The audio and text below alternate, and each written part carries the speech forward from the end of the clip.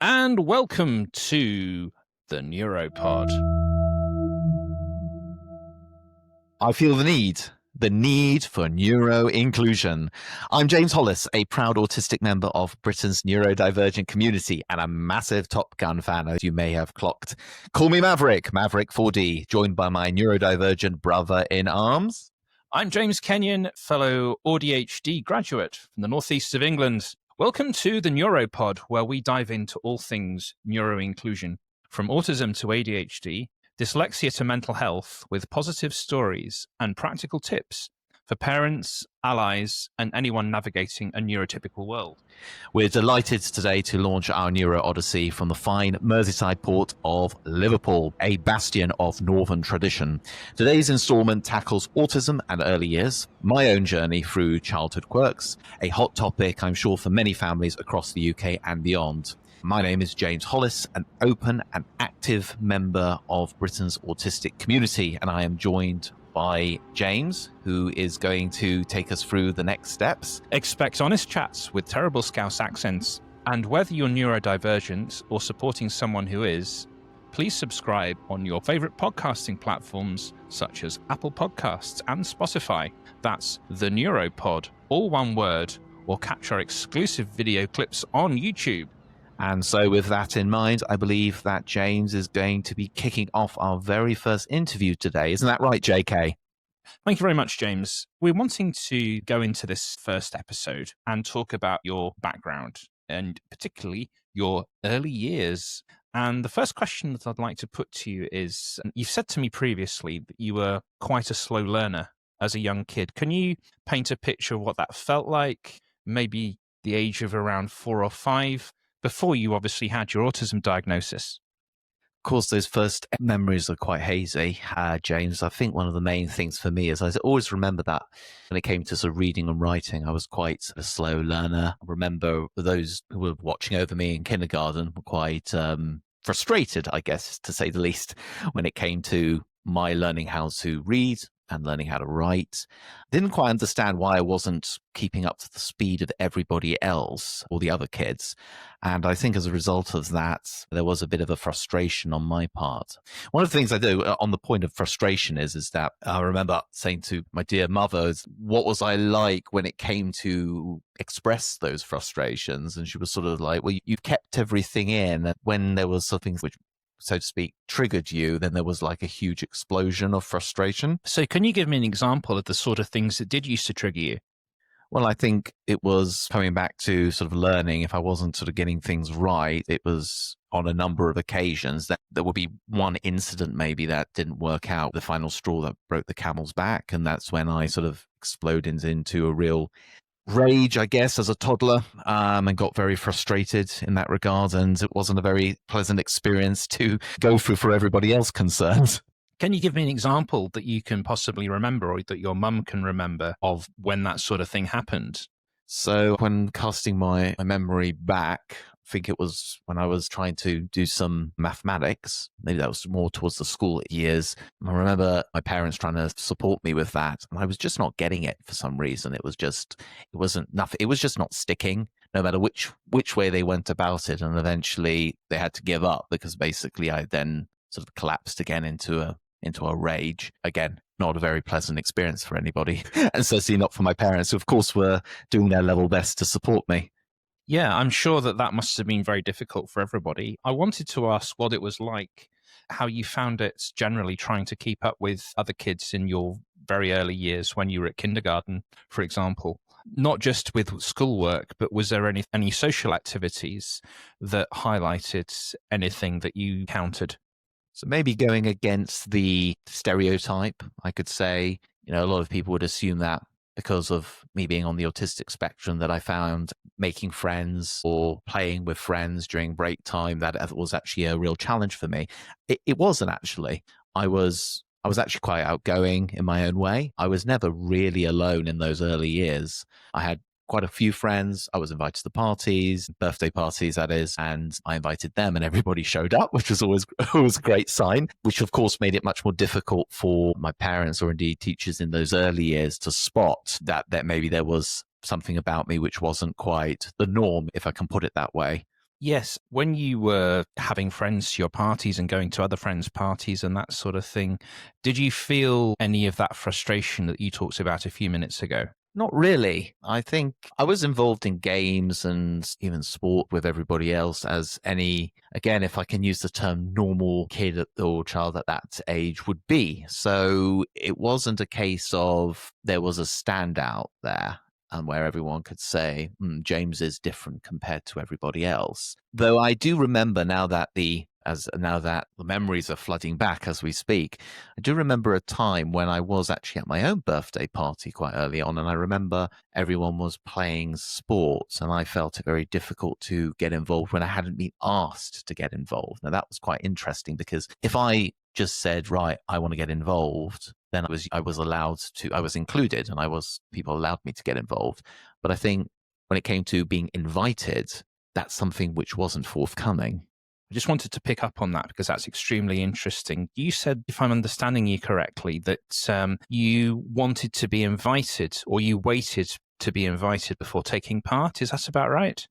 Yes, that's right. Looking back on things, I think it was a case of you had, of course, the very popular kids, of which I was not one at the time, but I was trying to make sense of this idea as to why they were automatically invited by everybody else to get involved in something or to take part or participate in sport, for example, or in games, and I wasn't. So in that sense, I guess I felt left out because I wasn't actually being actively invited by anybody to get involved. The only way I could get involved was actually putting myself forward and volunteering. So in that sense, it was quite a bit of a challenge at the time because I guess everybody wants to feel like that they're wanted by everybody. No, and of course, there's a natural instinct when you're a child to want to try and feel that you're part of the group, that you're fitting in. And did you feel consciously that you had to mask any behaviors or anything like that at that particular point? And maybe put it a slightly different way. Did you feel that you were having to hide parts of yourself in order to try and fit in at that point? No, not in those early years. I didn't feel in those, when we're talking about early years here, we're talking about pre-primary school, maybe those first years in primary school when I was 4 or 5 years old. I didn't feel like there was any part of me which was particularly different compared to everybody else. I had hobbies, which in that regard were quite different and quite unique when compared to the hobbies of my school friends. Yes, so one of the things that, so it sounds like I've done lots of research for the interview, but you very kindly provided me some autobiographical notes. So I'm very grateful for that. One of the things I understand was that you were quite sporty early on, especially with swimming, thanks to your parents encouraging you. And obviously the pool, you've been drawn to Liverpool in that watery spirit. So what was it about swimming that gave you enjoyment? Was it a sense, was it the water? Was it something else? I think for me, it was the challenge, and I was quite competitive at that age. I guess quite a few young boys are, and I was always trying to be the best swimmer possible. And I actually have a sort of private tuition as well, where we were always trying to get your special badge, having done like swam 100 meters, and you get a badge for swimming 100 meters, and you get your badge for swimming 200 meters, etc. And of course, I was always looking to get the next badge, and there was a great sense of pride and achievement in that.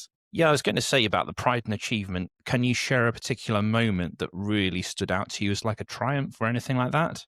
When it came to swimming in particular, I think you had the sort of 100, 200 meter swims that you had to complete. And then there was your challenge 1, 2, 3, and 4. It was such a long time ago. But I remember completing challenge 2, which was when you had to swim with clothes on. Because you had to swim, I believe it was 100 or 200 meters fully clothed, which of course weighed you down and which had required putting in extra effort in that regard. But that was a real sense of achievement when I managed to overcome that challenge, which I did. And then afterwards, I think that was it as far as challenges and ambitions were concerned. So was it the competitive aspect of the swimming that you enjoyed most? Well, it gave me a sense of pride and achievement, as I mentioned. It's not as tight a team sport as, for example, football is. Speaking to you now wearing my football team's shirt from the 1990s, Liverpool, of course. Football fan in that regard. Swimming also gave me a sense of being a great leveler in general. It gave me a sense of achievement. It gave me a sense of connecting with others because I was not the only one who was a swimmer, and there are many of my my school friends who were as well. So in a sense, it made you feel like you were being included in something. Yes, that's it. And so inclusion was right front and center of my mind even then, because as I mentioned to you earlier, James, it was a case that I wasn't automatically included. I had to actually volunteer to then be included, which at that age, kids are usually quite open and accepting when it comes to including others. If you ask them, can I be included? Or even indeed, can I be your friend? Yeah, that's a really interesting point about feeling included. I suppose in some ways, when you're a child, if you're good at something particularly, that makes you almost stand out and gives you it makes you stand out almost. Yeah, stand out. And I think in those early years, kids are always looking for people to look up to in a way. And what more an achievement could it be that to see your school friends looking up to you because you've achieved something, which is great. So sport was one area which I really, really enjoyed as far as swimming was concerned. There was also track, which I also enjoyed when it came to athletics. But there were other hobbies as well, which were more solitary, shall we say. Just wanted to ask you, before we move on from your swimming exploits, and I know this question is going to sound a little bit stereotypical, so please forgive me in advance, but I wanted to explore a little bit about the swimming itself in terms of, was there a sense of when you were surrounded by water, like the calmness of being in the water or the pressure or something like that? Did that in any way, in retrospect, can you tie that into any of your autistic experiences? I think that, and maybe it'd be very interesting to hear what professionals, competitive swimmers have to say about this. But I think it really gives you a sense of freedom. And because I did also spend a bit of time with my own hobbies, was a middle way between being involved in sport in a team and being involved in a hobby which was very solitary. Because as I mentioned, yes, there is teamwork involved as far as swimming is concerned, especially when it comes to the competitive side. But I don't think as I mentioned, it's as tight as a sport like football, for example. Now, what I want to do now is to delve into a little bit more about those other hobbies that you had. Now, in my extensive research for this first episode, I understand that there is something of an interest and a love for a certain railway conveyance that you engaged in. Could you expand a little bit on that, please? One of the things I loved when I was primary school was I loved to get to know how things worked, in particular when it came to locomotion, and something we as those who are autistic or on the autistic spectrum, whether that be low functioning or high functioning, in my case high functioning, we have what we call obsessions when it comes to interests, something that we're so unbelievably passionate about. And in my case, it was steam engines, how they worked, the steam they gave off, the locomotion, all of that fascinated me. In particular, because I became inspired by steam engines as a result of watching, of course, one of the most famous steam engines in the British Isles, which was, of course, Thomas, the tank engine. I'm assuming that the area that you were growing up with, you were a fan of the original Thomas the Tank Engine, which was narrated, of course, by the great Liverpudlian Ringo Starr, and Thomas was Thomas used to do these very interesting things narrated by this rather laconic Scouse narrator, Ringo Starr. Was there a particular engine in Thomas the Tank Engine that you enjoyed looking at? Loving the accent, James. It always gets me when you try and do that. But to your point, so first of all, one thing I would say is when I'm just talking about the obsessions, what I mean by obsession is that one thing my parents were fascinated about with me when it came to this absolute passion with Thomas the Tank Engine and steam engines was that I knew all of the trains, their names off by heart, but I also knew intimately their characters, which is also very interesting. One of the things I would say is that when it comes to characters and getting to know them intimately, I was the go-to, when it came to anything in that regard. And when it came to my favorite characters, I had two, actually, or should I say one and a group. So the first of my favorites was, of course, James, engine number 5, if my memory serves me well. And the reason for that is, spoiler alert, it's, of course, because my name is James as well. And also he was red, which is my favorite color, which is also reflected in the fact that I'm wearing a red t-shirt. Merseyside red, of course. But there was another group of characters in Thomas Tank Engine, which I was particularly keen on. And can you guess which group of characters that was? Well, I'm not entirely sure because I do remember they had the coaches, Annie and Clarabelle, but I'm just trying to remember, was it by any chance the Troublesome Trucks? Bingo. And the Troublesome Trucks, I think if anyone knows me, especially when I was at secondary school and then going on to university, I think a lot of my contemporaries out there from university and from school will probably be thinking now, light bulb moment, that explains a lot about that side of James's personality. Because when you think about it, when you think about the Troublesome Trucks, they are the personification of what it means to be troublesome. They've also got I would say, I mean, we were discussing this before we started recording, and they've also got quite a nasty side to them. But I always stayed on the troublesome side rather than going on to the unpleasant side. So for those out there and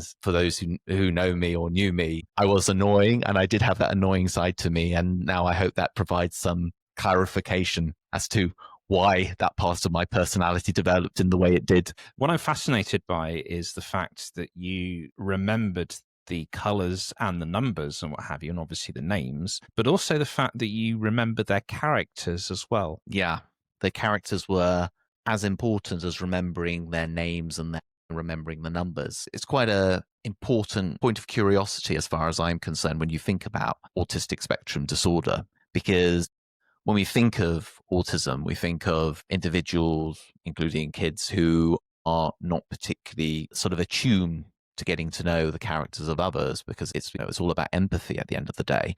But in this regard, because it was such an interest of mine, steam engines and Thomas the Tank Engine and all the characters involved, I think for me, it actually enabled me, funnily enough, to understand the importance of getting to know a character behind a name, which was a great training in a way. Of course, if that had carried on, that curiosity in that regard, if that had continued to develop, my autistic journey would have developed in a very different way. That's one of the interesting things that you're talking about, because there's a stereotype out there that people on the autistic spectrum are not sensitive and they're very hyper-focused. And I think what you've just said about the characters knocks that into a bit of a cocked hat in some ways. Sure, and I would agree with that. It would have been really interesting to see, had that curiosity when it comes to characters of individuals continued, then I could have actually developed in a way which would have supported me as far as getting to know other people and sort of connecting with others. That would have become much more of a second nature. But I come back to it, the importance of the fact that we need to emphasize that this is the reason why I was so fascinated by character of particular individuals, was because it was based on a passion which I had, which was that for steam engines. A lot of the other areas that I was focusing on at school, because they were not passions, so to speak, because I wasn't going to primary school and learning about steam engines, for example, I wasn't developing that side of my personality. I want to move on a little bit, because one of the other things that you've talked to me in the past about was another of your passions, which was sketching intricate military and soldier scenes. And I just wanted to ask, how old were you when that started, and what sparked that love of drawing those sort of scenes? So I remember at the time, from a very early age, I mean, we're talking about 4 years old, I became very interested in history. One area of history which was always referred to back in the 1990s in particular was always about the 2 world wars of the 20th century. And having this curious personality that I had and still do have, I started looking into things myself. I had the history books on World War One and the Second World War. What I was reading, a lot of them were, especially at that age, picture books. And I think what I was drawn to was this idea or this notion of duty, which fascinated me, about sacrifice, about heroism. I was so inspired by this. I need to have it out, so to speak, in terms of putting my passion out there. And the way of doing it was by sketching scenes that I was already reading about in these annotated books. Yeah, that paints a really vivid picture, actually. And I wonder whether you could walk us through a particular favorite drawing that you had, and what was that particular battle about, and what made that special to you? Well, there were quite a few. I'm not sure if we've kept any of them, which is a shame. But I remember there was one scene from Pearl Harbor, actually, December the 7th, 1941, which of course was watershed moment because it brought the United States into the Second World War on the side of the Allies. I remember I was fascinated again by the locomotion side of things, i.e. the planes, because of course Pearl Harbor was very much about planes. Of course, it was ships that took the flak, literally, but that's the side of Second World War which I was very fascinated in and which I wanted to encapsulate in a drawing, which I did. You've talked also about heroism and sacrifice, and that's something that really resonated with you. It was, and that's why we'll probably go on to talk about this in a later episode, but that's why I was keen at one point on joining the armed forces, joining the British Army. And I think it left that impression on me that there was something quite amazing and quite inspirational about heroism, serving a cause which is greater than your own. Hearing about, of course, the stories from my friends and my grandparents who served in the war, and there was something very inspirational about all of that. I would say that it did actually land me into a bit of trouble from time to time with individuals. Could you expand on that a little bit? So when people saw me drawing these sketches on the Second World War, some people interpreted that as a glorification of war, which it wasn't. It wasn't at all. It wasn't at all about saying war is a great thing. People losing their lives is a great thing. But there was a lot of people who took that view. I was 4 or 5 years old, but I knew very much what war is about and that there was nothing glorious about people losing their lives. For me, it was all about the service, the dedication, and about sacrifice for a cause which was greater than yourself. So it was really nothing about wanting to see others suffer at all. I had problems in sort of articulating that to those who were older than me. I just wanted to pick up on what you said there as well about how old you were. This is about when you were 4 or 5 years old. And can I just ask you whether you were able to articulate these things to other people and explain things, explain what you were doing and thinking at the time? Or was that something that you found difficult? That was something I found difficult. That age, it was very difficult to articulate that. On one occasion, I remember there was one adult who, with my reaction to her questioning about why I was doing this, she got quite restless. And I think the reason for that is because I was making potentially the wrong facial expressions, which is, of course, a challenge when it comes to those who are on the autistic spectrum, because it's about how to express yourself in a particular situation as far as facial expressions are concerned, based on which would be appropriate based on the conversation you're having. So that was a real challenge. So you're talking about your facial expressions conveying your inner thoughts, your emotions, that sort of thing. And I'm trying to think how to put this. The way that people do express themselves non-verbally is often quite key to our understanding. And so I imagine that there may have been a few occasions from what you're saying where you did feel misunderstood, even at quite a young age. So when we're talking about there would be sort of explosions later on, it came to me building up emotions which I couldn't articulate properly. I think that was all part and parcel of this idea of me not being able to properly articulate what I felt to my parents. And all that happened was it was just storing things up. Then eventually it would just get too much. My level of tolerance would be overcome. That could have been avoided if I was able to articulate what I felt to my parents easier. And of course, as you said earlier on, that's not just the preserve of people who are neurodivergent. What do you think sort of sparked those explosions? Was it a combination? Was it like sensory overload and frustration? Was it trying to make yourself understood? What do you think it was that triggered you in that way?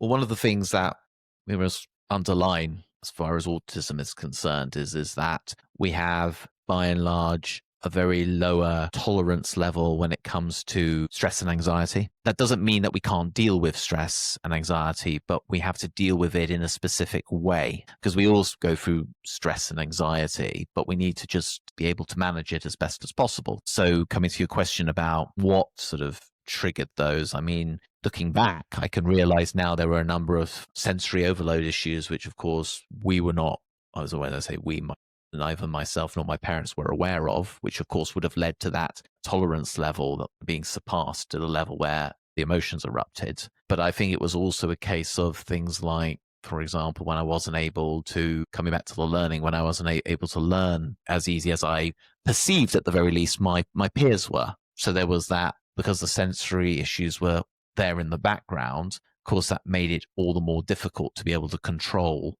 those outbursts of rage. Gosh, James, you've taken us on quite a journey just through your early years, from your frustrations with what you perceive to be your slow learning with your competitive swimming, your obsession with trains and sketching battles, and handling these big emotions. As I say, what is the one takeaway from your early years that you would want to convey to our listeners, particularly on neuro inclusion?